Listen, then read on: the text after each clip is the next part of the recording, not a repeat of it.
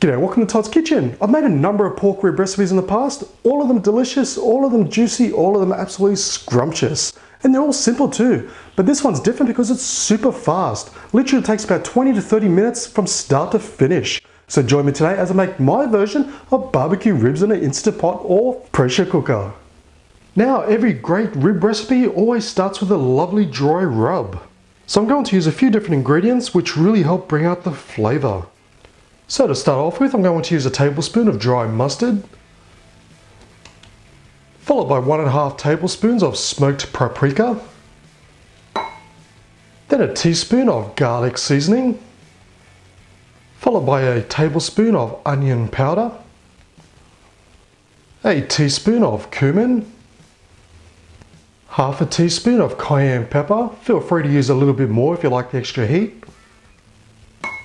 And we're just going to follow that up with a teaspoon of black pepper, freshly ground if possible, and a tablespoon of brown sugar. And you can use white sugar, but the molasses in the brown sugar really does bring out that sweetness. And finally, to bring all those flavors together, 2 teaspoons of salt. And just give it a good mix until everything is well combined. Okay, so for the star of this recipe, we're going to use our pork ribs. So you've got 2 sides, you've got the mostly meaty side and a slightly bony side, but there's still meat underneath. Now the secret to fantastic ribs, apart from the rub and any seasoning that you add of course, there's actually a thin membrane right on the bottom of the ribs. Now if you leave it on there, it's going to be like a slightly chewy consistency on the bottom of course. Plus it prevents the rub and any extra seasoning from penetrating the pork. So it's actually pretty simple. You just want to make a slight cut with a knife. So you can just see where it's just starting to come up there. So we have that thin membrane as you can just see.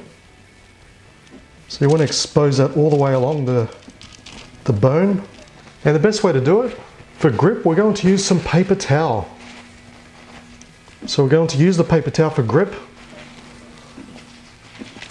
And we're just going to pull that membrane off the bottom.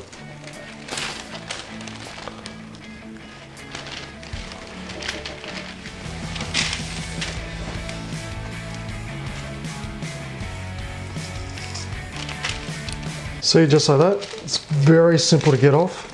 If you rip it, just move a little bit more over the knife.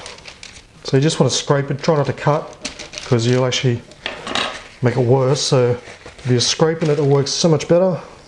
That way you can just, as you can see, just pulls right off. Most of the work is actually getting it in the first place. But it helps with a paper towel because it just makes it so much easier to grab because it's very slippery. And that's it. It's very simple just to remove that membrane. And this way, all your seasoning can penetrate into our pork. Okay, so with the membrane removed from the bottom,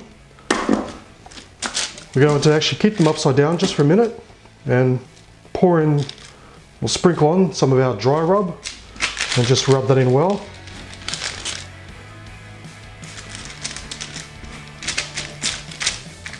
And just simply turn them over. And we're going to do them on the main side as well. And just make sure we get all in there and give it a good rub in, just so they're all completely coated. And that's it. That's all you have to do to the ribs themselves. It's actually very, very simple. Okay, so I have our Instant Pot or pressure cooker all set up. Just grab our ribs. Notice you got the bottom side, top side. So I have the top side facing in. And we just lay them around just like so.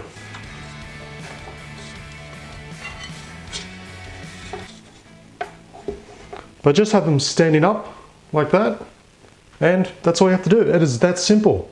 You don't have to do anything special with them, but just make sure they're sitting up like that so the bone's actually touching the base. Okay, so just before we put the lid on, we need to add some liquid, and for this I'm going to use 4 cups of apple juice. Just pour it in slowly and carefully, just so it doesn't remove all that rub that we've put on our ribs. And lastly, we're going to add a bit of tang to our ribs, and the apple cider vinegar is the best thing for it. So we're going to place in a 1/4 cup of apple cider vinegar. So just any old apple cider vinegar will do. So we're just going to place on our pressure cooker lid. Make sure it's locked in. And of course, make sure it's in the sealed position. Okay, so it's very simple. We're just going to set it for the meat or the stew option. And we're going to set the timer for 20 minutes. And push start. And we're a go. It's that simple. Delicious pork ribs done in 20 minutes. And it cannot get any easier and faster than that. Okay, and our ribs are done. 20 minutes, how quick was that? There's one more step to go. So all we have to do now is just release the pressure of our pressure cooker.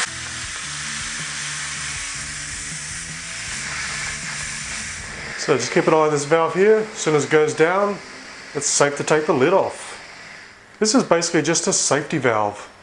Just so you know it's ready and there's zero pressure left in. And there we go. That means it's safe to take the lid off. So now let's have a look at these delicious ribs. Oh, look at that. Now you can already see the meat coming away from the bone. They're done, and they're done well. And I can honestly say these smell absolutely fantastic. It really doesn't get much simpler and tastier than this. Okay, so there's just one more step we're going to do for this, and this will really bring up the extra flavor.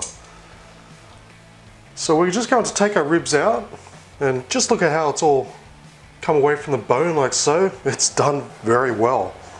So we're just going to place them onto a baking tray, and we're just going to add some additional sauce. Now, you can use any type of barbecue sauce that you like. Me personally, now this isn't a product endorsement, this is just my go-to rib recipe. I'm going to use some hickory and brown sugar from Baby Ray's. Again, not a product endorsement, not being asked to, it's just my personal favorite. So we're just going to turn them upside down first and spread our sauce on top, or underneath I should say. And we're just going to brush that in. Use as little or as much as you like. Comes down to personal preference on this part. And turn them back the other way. And we're just going to do the same for the meat side. And just give them a good brush in.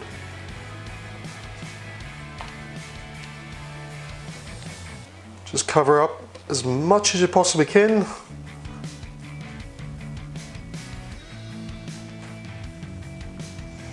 I'll tell you what, these ribs already smell delicious, but when you throw in this barbecue sauce, it really does take it up to the next level. This is the difference between great ribs and mouth-watering ribs. Okay, so once completely covered and nicely laid out on a baking tray, we're going to use the grill part of our oven, or the boiler. So we should only need it for about, say, 4 minutes, should be more than enough, and have it as high as possible. So we're just going to place them into our griller. So the heat element is just above the meat, as you can see.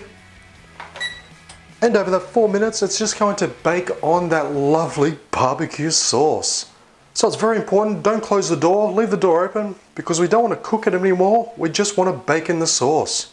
And that heat directed on top of the sauce will really help with the glaze and bring up the flavor even that little bit much more.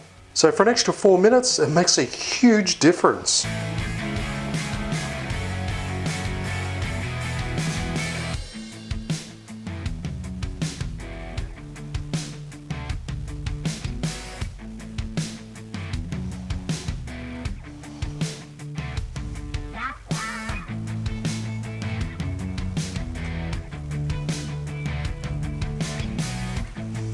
Okay, so just an extra 4 minutes and they're done. How simple is that? And look at those delicious ribs. So look at that. Nice and cooked. So it just comes apart off the bone. Now you can add some more barbecue sauce if you like. It depends on how well you cooked them in, but I added quite a bit to this, so it was actually okay. But feel free to add a bit more after you've baked in the sauce, but honestly perfect. Definitely need napkins for this. See how it just comes straight off? 20 minutes, can you believe it? 20 minutes.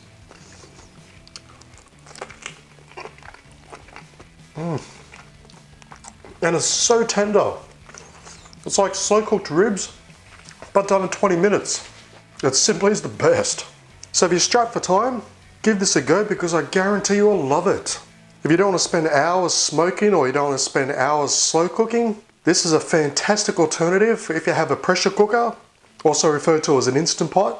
And of course, it's always best when you use a fantastic rub and a fantastic sauce to finish it off. But either way, as long as you use the sauce that you prefer, it's going to taste simply delish.